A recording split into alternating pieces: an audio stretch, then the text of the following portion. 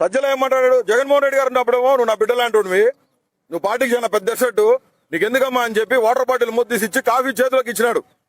మొన్న 20 రోజుల నాడు పిలిచాడు, సల్లామద్దు ఫోన్ చేశాడు, వచ్చిన అడ్వకేట్స్ ని పెడతాము అనిల్, నువ్వు రామ్మా అంటే ఎవరినన్నా ఒక పర్మనెంట్ కరెక్ట్ అడ్వకేట్ ని పెట్టండి, నాకు ఆల్రెడీ కౌన్సిల్ ఉందని చెప్తే, లేదు నువ్వు గుంటూరులోనే ఉన్నాగా ఒకసారి ఇచ్చిపోమ్మా అంటే నేను వాయిదాకి వచ్చినప్పుడు వచ్చి కలసడం జరిగింది. ఏడే ఆపారు పార్టీ హౌస్ లో, నాకు ఎవడు ఆపడు, ఏడాపరు పులిందులు ఆపరు, మన స్టేట్ పార్టీ హౌస్ లో ఎక్కడ ఆపరు. నా గురించి అందరికీ తెలుసు, నేను అత్యంత సమీపమైన దగ్గర మనిషిని రాజశేఖర రెడ్డి కుటుంబానికని. ఇక్కడ ఆపారు, పైకి పోయినా, పైన ఉన్నాడు, చూశాడు, నన్ను చూశాడు, కూర్చోమ్మా 2 నిమిషాలు అన్నాడు. గంట అయింది, 2 గంటలు అయింది, 3 గంటలు అయింది, 3:30 గంటలు అయింది.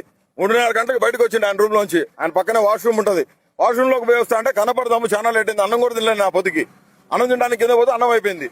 నేను అడిగిన, పార్టీ కార్యకర్తలు వచ్చిన వాళ్ళకి భోజనాలు పెట్టారు కదా, చేయరా మరి భోజనం పెట్టాగని అడిగినా, నా బాధ్యతగా అడిగిన. నా పార్టీ ఆఫీస్ అంటే నా ఇల్లు ఇది, నా ఇల్లే అది. నేను అడిగితే లేదన్నారు, సరిపోయి కూర్చొని ఆయన వచ్చాడు, అన్న అని విష్ చేద్దామని పోయినా.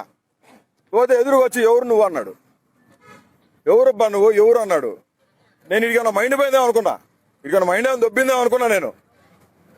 అన్నా నేనే నా బోర్గాడు అనిల్ అన్నా అంటే, లేదు గుర్తుపట్టలేదులే, అందరూ వచ్చి ఎమ్మ తమ్ముడు బాగున్నావు అని చెప్పి అన్న అందరూ పరామర్శించి పోతున్నారు, నువ్వు గుర్తుపట్టలే నన్ను. నువ్వు రమ్మంటేనే కదా నేను పార్టీ హౌస్కి వచ్చింది, నువ్వు ఎవరిని అడుగుండి పెడతానంటేనే వచ్చింది. నేను వచ్చా, మళ్ళీ 40 నిమిషాలు కూర్చోబెట్టాడు, 4:30 గంటలు కూర్చున్నాక లోపలికి పిలిచిండు, ఎవరిని రానియొద్దన్నాడు, పోయినాం, లోపలికి పోయినాం, కూర్చోబెట్టినాం. ఎందుకు వచ్చినావు అమ్మా అన్నాడు. పార్టీ హౌస్ లో నీకేం పని అన్నాడు. పార్టీ హౌస్ కు నువ్వు 20 నుంచి రావద్దని చెప్పిండు. అడ్వకేట్స్ కూడా నీకు పెట్టలేమని చెప్పిండు.